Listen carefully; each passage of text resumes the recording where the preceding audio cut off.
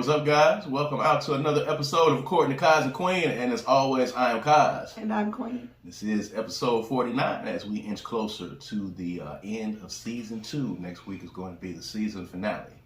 Season 2, we've made it through 2 seasons. We've made it through 50 episodes. And I got to tell you, when we first started off doing this thing, I didn't know how I was going to go. Because at any moment, my wife could just get up and say, hey, you know what? I'm not doing it anymore. The things that you say out of your mouth. Hey, listen, I'm just being real here. These are conversations that take place in the privacy of our own home. Like that. Segue. In the privacy of our own home that we bring to you guys, sometimes to make you laugh, sometimes to make you think, to be introspective, but most of all, we want to open the lines of communication because it's what we do inside of our home. So we thought that these conversations are interesting enough to bring to you guys. All right.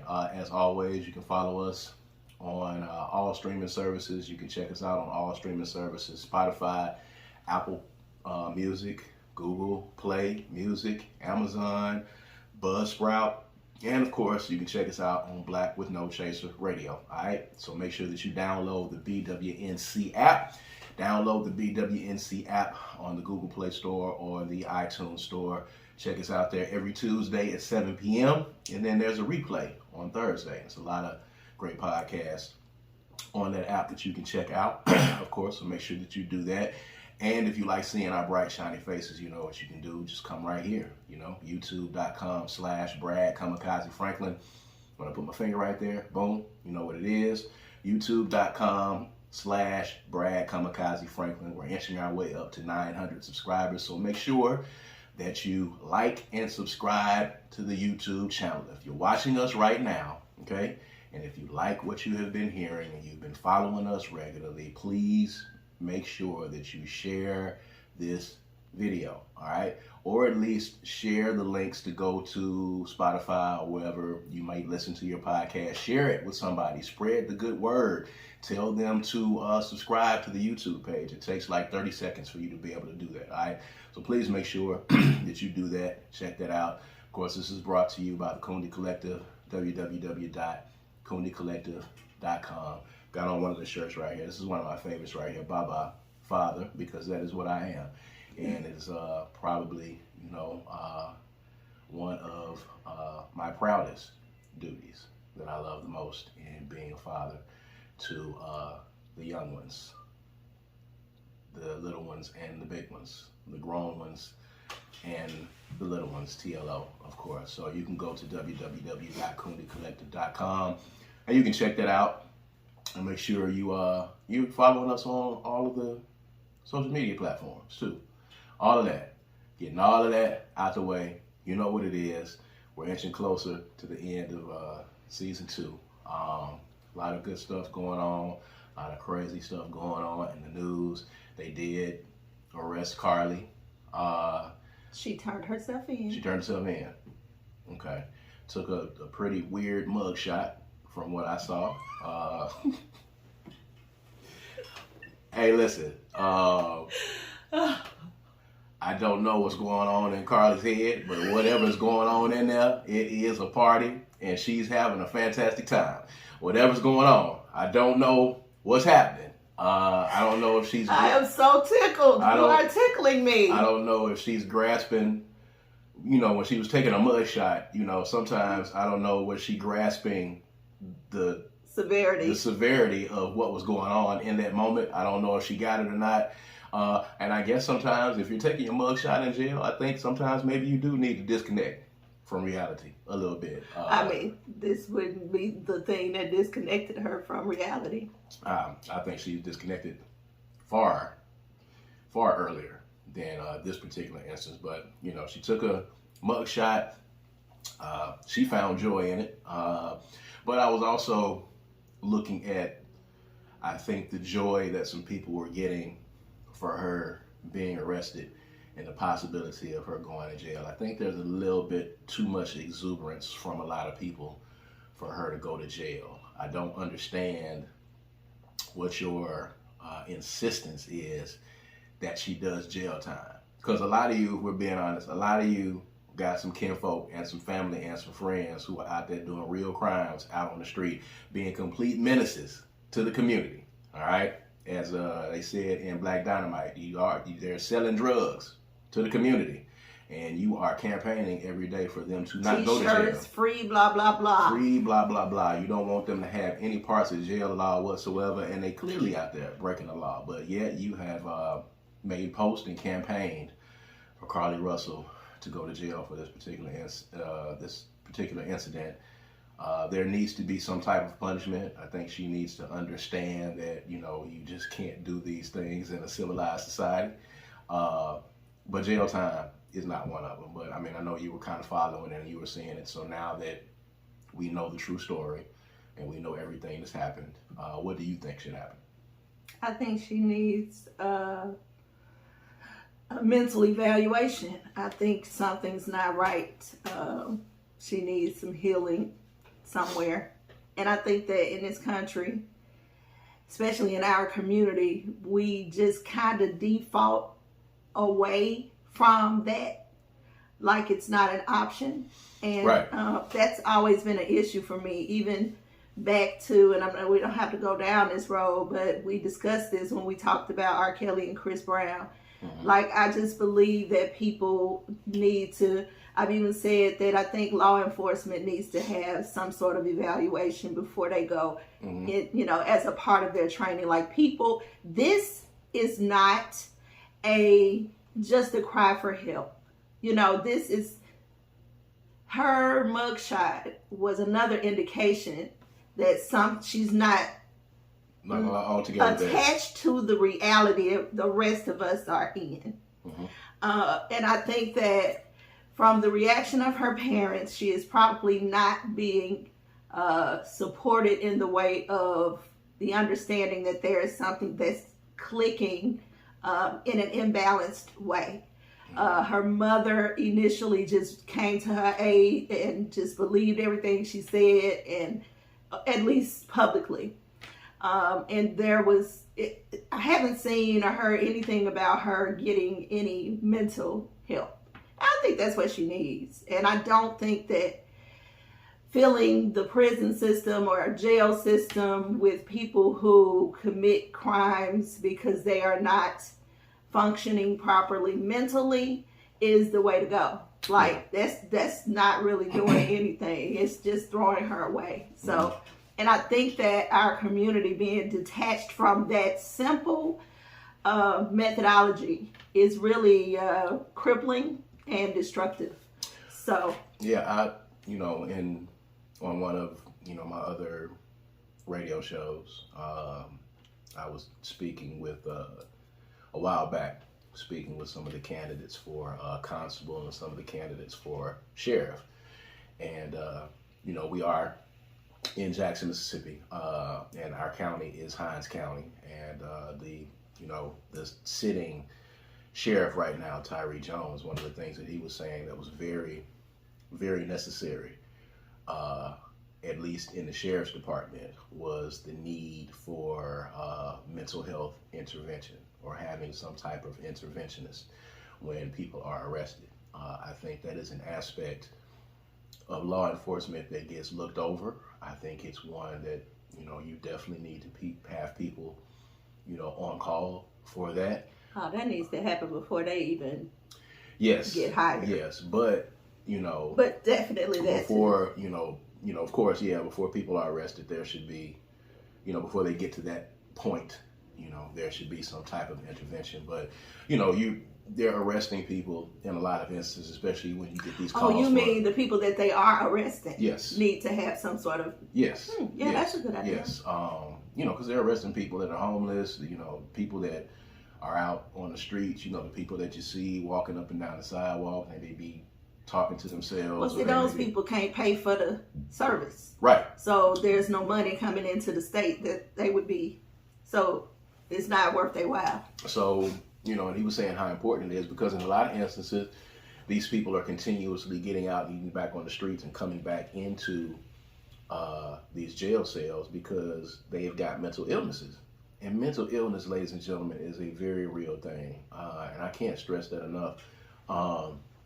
you know, you constantly see people, and there's, one particular clown that always comments, on posts like this and comments on my post, and oh, y'all are falling for it. Carly knows exactly what she's doing. We need to stop having sympathy for these people when they're just dumb. Well, I mean, if you look at this particular instance, I mean, I get it. If that's your opinion, that's great. But you can look at these actions. You can look at what's happening here. You can look at the mugshot. You can look at all of this as has occurred, and you can tell that there is something there. Even if there is not severe mental illness, there is at least a cry for help, and a disconnect.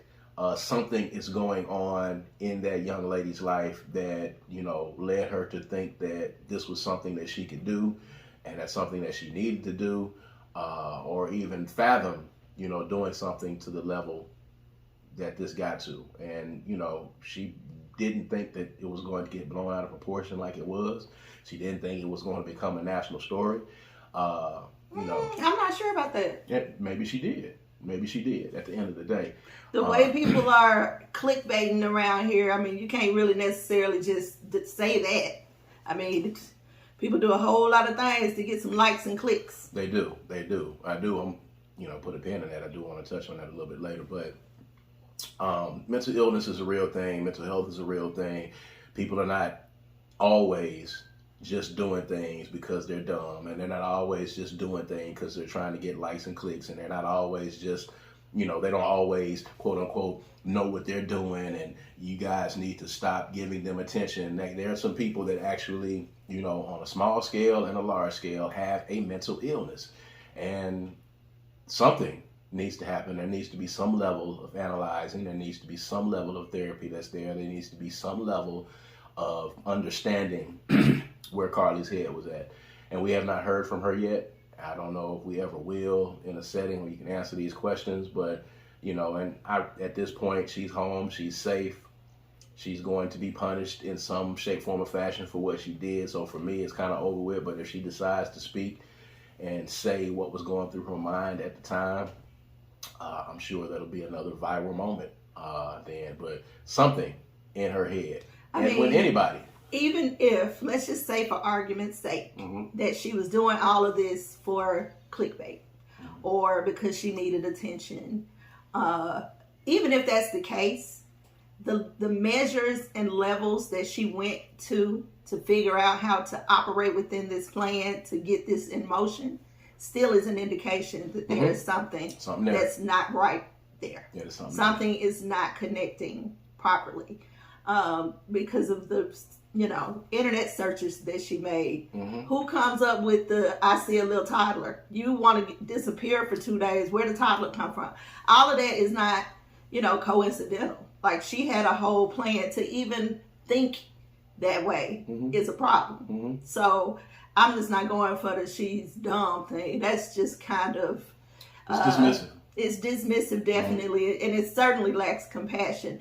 I'm not going to get back into that because I feel like I talk about that all the time, but the lack of compassion is troubling. Yes, it is. I mean, I think really at the end of the day, when you look at what's going on social media now, any of the people that you see doing the outlandish shit that you see them doing, there's a young lady that I see on social media all the time. It's a prank, and she goes up to people and she asks them, you want to get put to sleep. You want to go to sleep, and she goes up to him like she's, like she got some smoke with him. So she goes up to him, you want to go to sleep? You want to go night-night? And then, people have begun, a couple of people are like, whatever. But then there's some people who actually like, what's up? Of course. And then when they approach her, she pulls out this bottle of NyQuil and says, no, I just want to know if you want to. Girl, you playing with your life. She's playing with your life. That is a mental illness. Yes. That is someone that young lady, whoever she is, she needs to go for a mental evaluation because there's something wrong with her. Like, on small levels and on large levels, it's not just, somebody making up a story that disappeared for a couple of days, but, to go out in the world when anything can happen to you and to go up to people and do these things for the sake of a prank and for the sake of likes and views, that is a mental illness. Yeah. In my opinion. Because I know plenty of people you can ask that question to, and they're not going to answer you with nothing but these powers. And it happened a couple of times. And she ran off and she had to kind of tell folks, hey, you know, when it escalates in some instances, they got to hurry up and say, hey, it's a prank, it's a prank, it's a prank, so that they can diffuse the situation. Because it's some people they approach and immediately it's what's up. Immediately it's hands. Like, I don't even understand why you want to go out into the world and even risk that. You know, is it that important for likes and clicks and views for you to go out and risk your safety and your livelihood? Because everybody don't play like that. It seems so to me, so. yeah. It's so to me, that's a mental illness, really, at the end of the day. But I want to talk about this before we kind of get back to that. I sent you the inbox, the gentleman that had the video. That he had been corresponding with this young lady for a couple of weeks, and he was supposed to meet up with her. He had flowers, he had all of this stuff, and she ended up standing him up. And he made this video, and I had to go and check his page because he's a comedian. So I had to go and check his page, but he does do comedy, but it also appears that he might be kind of disabled a little bit, I think. You know, before I talk about these things, I make sure that I go to do my research, because I wanted to make sure, first of all, that this wasn't staged, because we're talking about people who are staging things for likes and views. So it doesn't appear to be staged. It appears to be genuine, but he is a comedian, full disclosure. I went to his TikTok page. He's got videos where he's, you know, kind of doing some stitches, you know, looking at other videos and commenting on it and making funny comments. And of course, he's got videos of himself actually doing his stand-up act. So I think... Was he funny? Moderately. Okay. But he had a post saying that, you know, he feels alive when he's on stage. He's at home when he's on stage. But I think he has some type of physical ailment. I think I'm not exactly sure. I had to go back and look again just to be sure. If any of you guys know, if any of y'all did any research, all of you Twitter detectives out there, let me know. Comment in the comments and let me know. But I watched the video. And I've seen the reactions to it, the good and the bad reactions. I sent it to you, and it instantly touched you. I just want to get your reactions to it, because, you know, people are now like, you know, this is a good guy. This is what happened. You know, a lot of guys are like, this is what happens to good guys. This is what happens to the good guys who try to do everything right. They can't get a woman. And then there were some ladies who was like, you know, he's being a weirdo and he's being creepy. It's a lot of different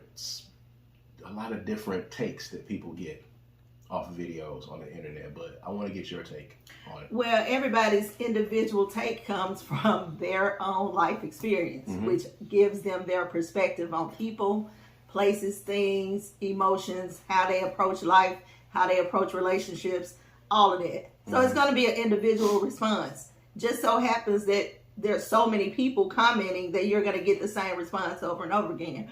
But everybody's life experience, the road that we travel, is individual.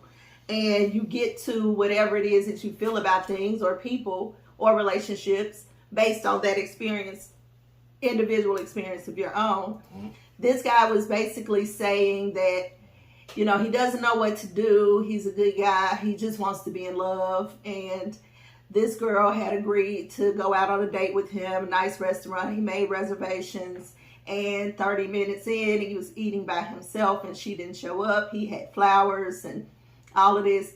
What touched me about that was him opening up that much, being that vulnerable so publicly. I know that's not an easy thing to do. I chose to believe him and to believe the experience that he had. Yeah. I reserve the right to say that because this is the world that we live in, it might not come back later that he made the whole thing up. I reserve the right to then have a different opinion. Right. But in the moment, I chose to believe him and I connected with his pain, you know, and it's a lot of people out there that feel that way, and a lot of people out there that put themselves out there in a vulnerable type of way. So I was just kind of sad for him to have that experience. And I am troubled by some of the comments that I saw. I didn't research as far as you did, because for me, once I felt something, it wasn't really nothing else for me to research. But, you know, saying that he's a weirdo, you know, that's probably a chick who likes a certain kind of guy. Right. That name, the tag that she put on him doesn't necessarily fit to a woman who's looking for a guy like that. A sensitive guy, a guy who is emotional. You know, a lot of us ask for that from our men, and then when we get it, it's strange. It's weird. It's, you know, not what we're used to. So it just goes to show that we are just lacking empathy and compassion in our community, and it's really sad. It's some very terrible human beings out there, very bad, miserable human beings out there, and it's unfortunate that social media has kind of highlighted that. You know, if by chance you're watching this, sir, whoever you are, people that might know him, you know, my heart went out to him because, of course, it takes a lot. It takes a lot to be that vulnerable these days on social media. And I felt bad for him just simply because I have no respect for and I have zero tolerance for just a no call, no show. You know, whether it's at work, whether Respect it's on a project, yes, whether it's on a project, good Lord, you know, date, whatever it is, I just have very little respect for a no call, no show. Standing somebody up, telling that person, whoever it is, male, female, boss, employee, whoever it is, telling them that their time is not valuable, telling them that your time is more valuable than theirs, telling them that they are not worth you at least showing up. It's disrespectful. Just make a phone call. If for some reason you did some research and you went and you saw what he looked like and you decided that he wasn't your type, or you decided that this is not somebody that you wanted to actually pursue a relationship with, then just do the human thing and just say, hey, you know, even if you have to call and say, hey, something came up, at the very least call and say that you're not going to make it. Don't have somebody sitting at the table. 3 words. I'm not coming. That's you ain't it. got to answer nothing else after that point. I'm not coming. You know, I don't even like the idea of being late, because that is a disrespect to my time. And if y'all been talking for 2 weeks, he says they've been having a 2 week, 2 weeks of conversations, 2 weeks worth of conversations. I don't know if they had a chance to actually see each other, or if this was on the phone, if they were corresponding via social media. I don't think we got that background. There's a lot of things, a lot of questions that come up in this. How was the communication taking place? But 2 weeks, and for him to say, let's meet and let's have a date, and he sets the date, sets the time, sets the place, and he shows up and he's there and he's eating by himself, and you didn't even have the respect to just call and say, hey, I'm not coming. I'm not really feeling it, or I'm not comfortable, or whatever the case is, whatever the reason is. Standing somebody up is just absolutely the worst. You have to be a shit human being to just stand somebody up, and I don't care who it is. And he clearly is, a feelings on the sleeve type of guy. So if she's been talking to him for 2 weeks, she knew that. I just kind of feel like what it probably was something we've already discussed, which is you're trying to get a chick that is not the chick you need to be trying to get. This was not the one for you, brother. Yeah. She was not for you. You were not for her. She doesn't deserve you. Y'all are not supposed to be together. You will find someone, and I know there are a lot of people out there that are looking for love, aggressively looking for love and wanting for love. Love will find you. And the person who wants to be with you will find you, and it will happen organically, and before you know it, y'all will be together. It will be a perfect fit. This person will not stand you up.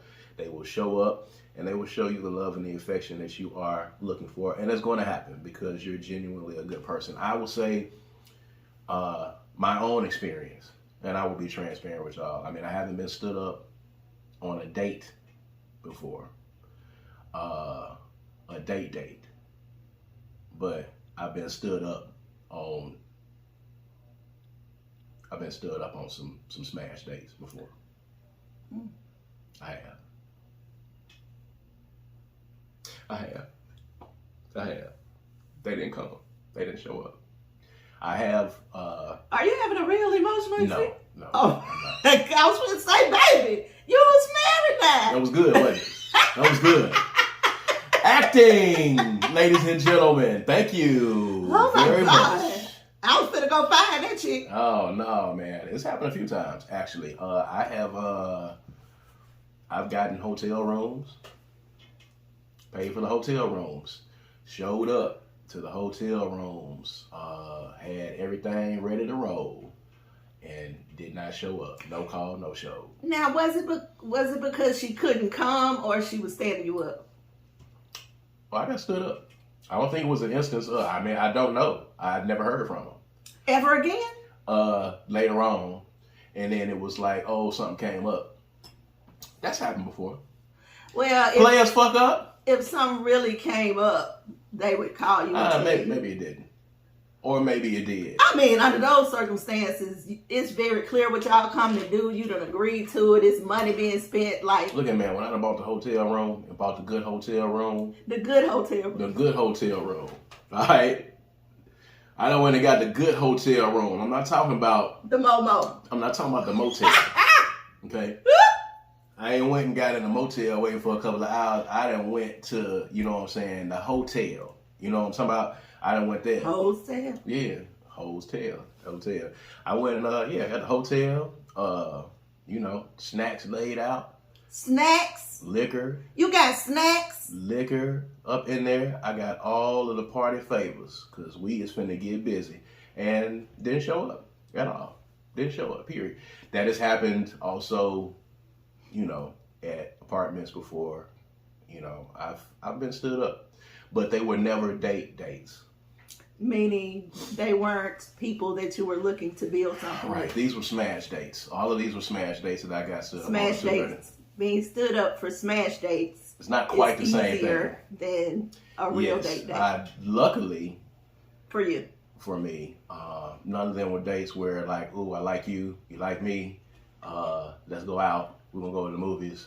I'm going to come and, pick you up. That guy. And then, then I was driving. When I was going on dates then, I was actually going and picking the women up. So, there was never an instance where I went to the house and they weren't there. Like a no call, no show on a pickup. Like I'm picking you up and you not there, stand up. That'd have been horrible. That's tough to come back from. So on the dates instances when I was going on dates, I was going to pick the young lady up. So, luckily she was there each of the times that I arrived. So do you recognize that your position on this particular incident with this young man is shaped by your life experience?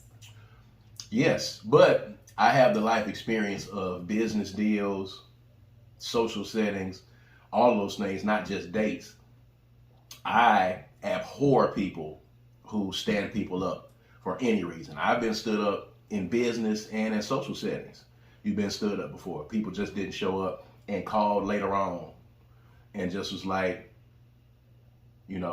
my bad. I forgot. When I first started doing Queen sessions, I remember we had this conversation because initially I was not making people pay beforehand. Mm-hmm. And I was scheduling and they would throw my whole day off because I go through a whole ritual to try to prepare to put myself in a good place to stand in the gap for people when they come to me. So I did all this work and people were not showing up. And I was not only losing time, but money as well because I couldn't book somebody else in that spot because they were supposed to be there and they wouldn't come. And I was devastated. Mm-hmm. Because I didn't want to make them, first of all, I had a problem with the payment thing, just anyway, but I'm over that. But yeah, so in any faction of life, be honorable. Just be honorable. Be an honorable person. It makes me mad. It's nothing, because you literally are saying, and it's the same thing with being late as hell. You literally are saying, I don't care about your time. You might as well just walk up to me and smack me in the face. And I will never be able to be the same and offer my time with you again because you are not respectful of my time. What I have to do to plan to add you to my day should be recognized and appreciated because I'm going to give you that same amount of courtesy. It's just, you're a shit human being for standing people up. It makes me mad. I want to fight people when they do it. Even you know, you told me your story, and I still get mad when I think about it. I still get mad. You were definitely a little bit more angry than I was. That dude to this day, and I think you told me who it is. If I see him, I might want to fight him. Oh, I don't know what you're talking about. I thought we were still talking about the other thing. You know what? The high school thing. Oh, yeah, that was horrible. I want to fight that dude. I want to fight him, and it wasn't even me. I want to fight him. So I'll tell the story because I'm over it now, but it took a long time. So one of my years of high school prom, there was this guy that I was really, really into. I was digging him heavily. Basically went between two dudes in high school. And not the, sexual way, but just, in high school you have a boyfriend this week, next week, blah, blah, blah. So he was the one that I was really digging. And we decided to go to the prom together. First of all, I had to ask him to go. He did not ask me. That is the truth. He did not ask me. I asked him. He agreed. But he said, I can't go because, or did he say, I would take you to the prom, but I can't afford it? Whatever he said, I got my brother to take him to get a tux. My brother bought my corsage that I took to him to give to me on the day of the prom. My brother loaned me his car. No, he was supposed to come and pick me up. I went and got a dress, did all the formal prom thing. The night of the prom, did not show up. Did not call. Did not say anything to me about it. My friend girl came to my house and took me to the prom with her. And she was just emphatic about me not missing the prom because of this. So I get to the prom, this fella walks into the prom with another girl with my corsage on, is that how to say it? Mm-hmm. In the tux that my brother bought. To this day, he apologized a couple of years ago for it, but a couple of years ago, yeah, that was two. Yeah. Well, it might have been 3 or 4. It was well past high school though. Yeah, I was real good and grown by then. But I was devastated by that. And nobody ever talked about it, but I'm sure maybe he never told anybody because the crew that I hung with probably would have kind of slayed me for that, but nobody ever said anything. So maybe he kept it private, but he definitely did that. It definitely affected me and, kind of made me add it on to most of the issues that I have with trusting dudes or had with trusting dudes and believing that anybody could be about what they say. I want to fight that dude right now. It was a shit thing to do. He showed up to the prom with another girl. With my corsage on and the tux that my brother bought him. And you should have called your brother, actually. And he should have came up there. I was so embarrassed. Ain't no telling what my brother would have did. Yes, exactly. It needed to be some shit going down at that. That should have been a prom that everybody remembered. That would have been the prom year that everybody remembered, that prom. And whoever this was getting his ass whooped by somebody's big brother inside that prom, I wouldn't have ripped the suit off because I paid for it. So but at any point, he could have said to me, I don't want to go to the prom with you. Or he could have said, after I made the arrangements for him to go get the tux fitting, he could have said, I'm not going. I don't want to go to the prom with you. Getting your brother to pay for his tux, which he probably couldn't afford anyway, getting someone else's brother to pay for your tux and you're going to take somebody else to the prom and show up is diabolical. It is super villain level evil for you to be able to do that. And yeah, you should have called your brothers. Or at least some of the fellas from the neighborhood, somebody. He needed his ass whooped that night for doing it. Even though being 16, 17 years old. He was a little stupid. But truthfully, had I told the dudes in my neighborhood, it probably would have went down a little differently. You should have. I should have probably told the fellas. You should have. That's terrible. And to this day, I think about that story when you tell me that, and it makes me sad, and it makes me want to whoop that dude's ass. And it's not just, and that's a different scenario than getting stood up on Smash Days. Smash Days is Smash Days, but... Prom, you only get 2? Prom? Some people don't get but 1. Oh, yeah. Prom is one of those things that you remember forever. I will never forget that experience. I will never forget the fact that I was stood up for prom. And I never got a reason. I did get an apology. I'll be honest with you, that apology didn't really matter at that point. I was real good and grown, but it didn't really matter. But it did acknowledge that he at least knew it was kind of a shitty thing to do, that he apologized. Because I actually wondered for years if he thought that anything was wrong with it. Mm. The girl's probably ugly. I'm sorry. She wasn't ugly. She wasn't from Clinton, though. She was a Jackson girl. Because she could. I don't think anybody in Clinton would have done that. Maybe. That's terrible. The fact of the matter is, don't play with people's time. And, to this gentleman who got stood up on the stage. That could have ended terribly. Yeah, I hope all of the good things that could possibly happen to him happen to him. You just haven't found your person yet. You will find your person. And sometimes, when you are looking for something so vigorously, it doesn't come to you right away. Just keep living your life, keep doing your comedy, keep, being happy in your pursuits, and the woman that wants you will approach you, or you will approach her, and you will have that relationship. It will come to you. There's somebody out there for you, but just don't stand people up. Again, I can't stress that enough. Just call, even if it's going to be awkward, even if you're going to feel bad. It's better to have that awkward moment than to have somebody sitting and waiting on you, because you wouldn't want that to happen to you.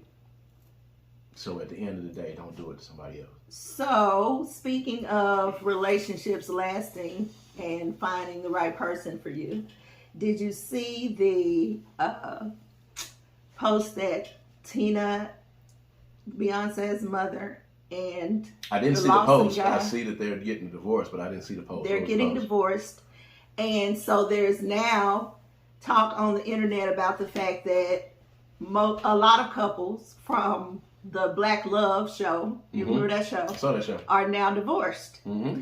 And, Megan and her husband, Tia Mowry and the Hardwick guy, LaToya Luckett and her husband,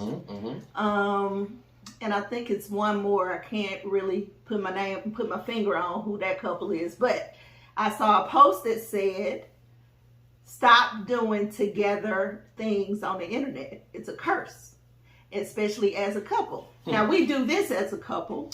Yeah, so, first of all, I don't buy into it, but I would love to know your thoughts about that. Because I say the same thing about reality TV and those wives and husbands on there. A lot of them get divorced too.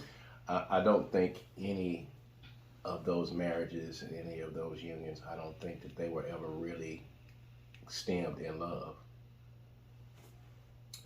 I think Tina Knowles, an old dude. I think, he was an actor. He's been in Hollywood. He's been on shit before. And she has a particular lifestyle that she wanted to lead. And she had a particular type of dude that she was used to, of course, after being married to Beyonce's dad. But he fit the bill. I think Devin Franklin was a celebrity pastor. He wasn't just he was a celebrity, whatever he was. I don't think did he actually have a church? I believe he has a church. He's a pastor for sure. So, he was already a celebrity pastor. Megan Good was already an actress. Tia and her husband were both actors and actresses. They were already in Hollywood. LaToya Luckett, I don't know what her husband did. I'm not exactly sure. I have any idea. It was like I'd never seen him before. Oh, Niecy Nash and her husband were on there too. Yeah. But Niecy clearly had other things going on and other different reasons. Other pursuits.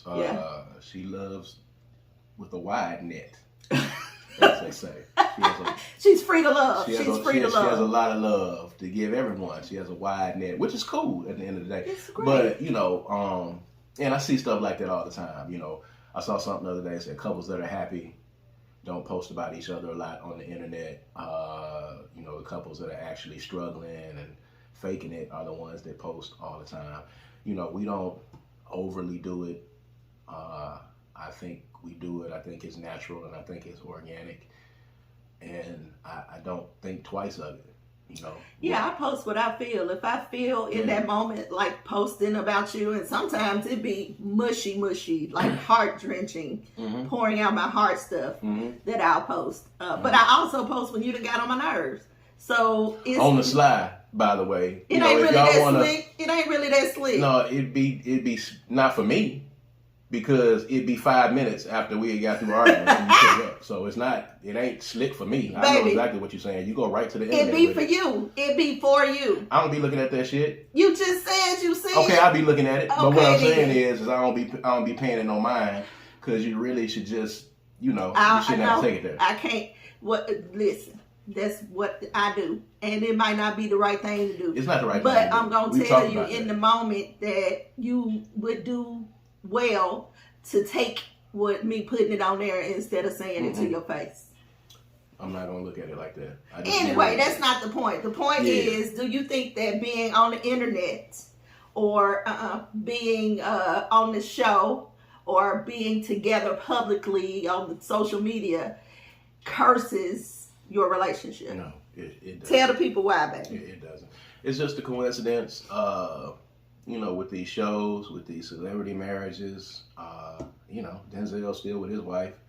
He takes her out. Samuel L. Jackson is with his wife. A lot of people are still with their wives that they've had all of these years. The difference is, in a lot of instances, that one of them is not in the spotlight, or they have a marriage that started before they got into the business and before they became huge stars, and they're entrenched. And I think these new celebrity marriages, I just don't think they have the same anchor, the same tent post. I'm going to use the tent post from King of Queens. They don't have the same tent post that a lot of successful relationships and marriages do. They don't have the same tent post. It's not coming from the same place. And a lot of these instances, these couples are trying to push themselves out there and to be a part of all this, and to accept us. We're real. We're a real couple. And I think with us, yes, we do have a podcast together. Yes, we do host events together.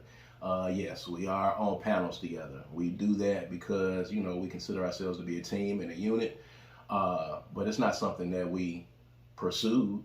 It's something that just comes to us organically. This podcast that we don't do this because of likes and views. We don't do this because we've got a lot of ad dollars. We don't do this because we make money. We do this because we have conversations in our home that we've had with people that come over here. We go out and we share them with you guys. And that's just something that we just organically wanted to do. We didn't get together and hey, let's put a podcast together. Let's go out and let's try to get on YouTube, and let's try to get viral and go famous, and let's go out and do all this stuff together so that we can be a power couple. That's not, we didn't sit down and plan and plot to do these things. We like doing things together. We work well together. This is my best friend. We laugh, we joke together. So what we do is just organic. So if you don't like it, if it's too much for you, cool. We don't give a fuck, because this is just what we do at the end of the day. So I don't know about any curse particularly, but when you're on those shows like Black Love and all that, they need to go get popular couples. If the Black Love show went and got other couples in happy relationships and talked to them instead of trying to get celebrities all the time because they know that they were going to get views or whatever the case is, then this coincidence that's happening might not actually happen at the end of the day. I never thought that Megan Good was going to stay with old dude. I never thought that Tina Knowles and old dude was going to stay together. I never thought that. I didn't really follow Tia and her husband too much, but it was apparent upon the split that Tia had been thinking about being single for a long time. She was just tired of being married. And there's that. So, I mean, it is what it is. So, no, I don't think that so. Being a celebrity comes with a lot of hardship, a lot of people in your business saying the right thing at the right time, being at the right place at the right time. I'm sure people throwing hate at you about your man and your woman and whatnot. And in order to make it through that, your relationship has to have a solid foundation. It can't be built on quicksand, because you're going to get swallowed up. And I think that's what happens. I don't buy into the curse, because the same thing happens whether you're publicly talking about your relationship or not.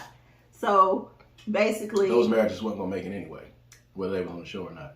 Well, I don't know that, but I do know that being in the public eye did not contribute successfully to the marriage. You know, if they weren't in the public eye and they didn't have some of the things that come with it, that obviously sunk their relationship, then they may have made it. Who knows? You know, but and you got to understand too, when people see love, it offends a lot of people. And that's crazy, but it's true. It's true. Love really offends people, and it really pisses people off. That's so sad. Because, you know, even when we do our events and the stuff that we do, we know absolutely, positively, that there are people that see this podcast every week, or they'll read posts, or they see us together. And I know it just pisses them off. It's some people right there, right now, just logged off because we're talking about them. Yeah, so, I mean, it's unfortunate that people are offended by love and their fashion. Maybe that's because, you know, maybe that's why the world is in the state that it's in, because people don't really love like that.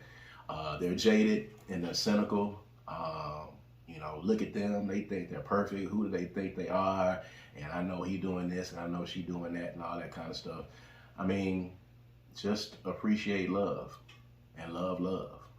I had a friend tell me when we first started doing the podcast, somebody that I love dearly from the bottom of my heart took the time to send me a message to tell me that I needed to be careful because everybody is not celebrating us, and everybody is not, especially people that you think are. Be careful.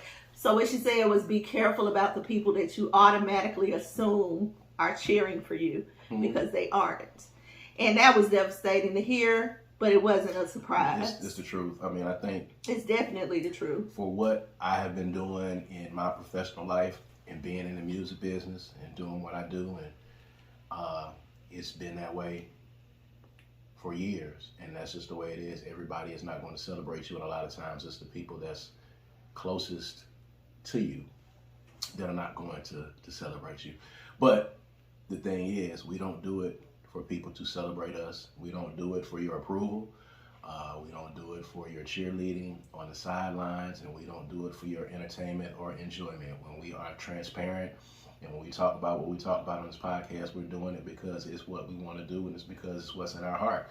And it's real and it's authentic, and that's why people fuck with us. And then at the same time, that's why a lot of people don't fuck with us, is because we're real and we're transparent. And, you know, fuck what you think, really, at the end of the day. If you're not celebrating it, again, it really, it's not like, oh my God, they're not celebrating it, we're going to stop doing it. No. No, that's not going to happen. So if that's what you're doing it for, no, you're going to continue to see. And it's a real simple premise with social media. If you don't want to see it, just keep scrolling or block it. You can block our pages. You can snooze. You can snooze it. You know, if you don't want to, you know, be outed for blocking folks, you can snooze and you can mute. You can do all of that. You don't have to watch it. You know what I'm saying? We're not for everyone, and every couple is not for everyone. But, you know. And we definitely understand the Franklins are an acquired taste. We're an acquired taste for each other, so we know we are for the general public. But the whole point to the podcast for me is to spark conversation. It is because some of the stuff that we talk about openly here, people are uncomfortable having these conversations in their homes with their partners. And so we hope that by having these conversations here on this platform, that it encourages people to start having conversations within their own homes with their own person. That's the reason why it's important for us to do this for me. And most importantly, for those of you who are not celebrating it, you're right. We're not perfect. We are two flawed individuals. We are fucked up, the both of us, but we work on it together. So if you think that this is a facade or they're not perfect, you are exactly right. We are two fucked up individuals trying to figure it out and trying to work it out. I'm fucked up. I'm just gonna tell you. I ain't fucked up. I've been fucked up. Well, but I do the work. Yeah, I mean, we're doing the work, but we're not perfect. And I definitely will admit, not perfect. I'm fucked up. I got a lot of stuff that I gotta fix. I got a lot of stuff that I do wrong. I'm not the perfect husband, and I'm not the perfect father. And I'm working on it, and I'm trying to get there. But the thing of it is I'm not finna fake and flies and tell you anything other than that. I tell you that right now, and we're working to get it right. And I think the difference in a lot of instances is that we are actually working on it and working to try to be the best versions of ourselves that we can be. So no, we're not perfect. We don't think that we're all of that, and we don't think that we're better than anybody else. We're terrible. And some of the conversations and arguments that you hear inside of this household, you probably say, see, I told you so. Baby, you got to be careful with some of these words you use. We are not terrible. I know you're trying to make a point, but I'm words matter. You know what I'm saying? We're not, again, we're not super villains, but we're not perfect. And, we get mad, we say things, we act out, we do all of that. All of that happens.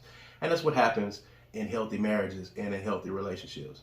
And that's the thing that we just try to say all the time. So, anyway, there's that. So, the curse of the Black Love Show, I don't know. I don't think those marriages are going to work. Because there's a whole lot of marriages and couples that are still together from the show. Just, yes. So FYI. they cherry picked, as they do on social media, they cherry picked 4 or 5 marriages out of the tens of marriages that they've had on there. 40, 50 people that have been on that show. They picked out 4 of them, 5 of them to say, oh, look, it's a curse. Oh no, that's really par for the course. That's a percentage. That's about what, 10, 11, 12% of the total right there that didn't make it. That's a little bit below the average in America, because I think close to half of the marriages don't stay together. But as far as that show is concerned, that's par for the course. Percentage wise, that's right on point. So, you cherry picking the people that didn't make it. Well, that's because they talk about the ones that don't make it. They don't talk about the ones that Yes, they don't talk about the ones. They talk about the ones that made it. Go back and talk about the ones that are still together. Talk about the ones that made it. So, do that. But at any rate, we're going to get on out of here. We appreciate you guys, of course, for tuning in. We got one more show to go on season 2. And then we're going to take a little break, and we're going to come back, man, and revamp things and go bigger for season 3. But we got one more episode. The season finale is coming up, episode 50. So don't miss it, y'all. Yeah, make sure you tune in. We're going to be taking a shot for every question he get wrong. That has not been discussed, first of all, and I don't have any idea what we're going to do for 50. I'm telling y'all now. So tune in, as you usually do. We won't say anything. It might be something surprising, and then again, it might not. All right, but anyway, well, according to Kaz and Queen, I'm Kaz. And I'm Queen. We'll holler at you guys next time. All right, peace and power. Peace.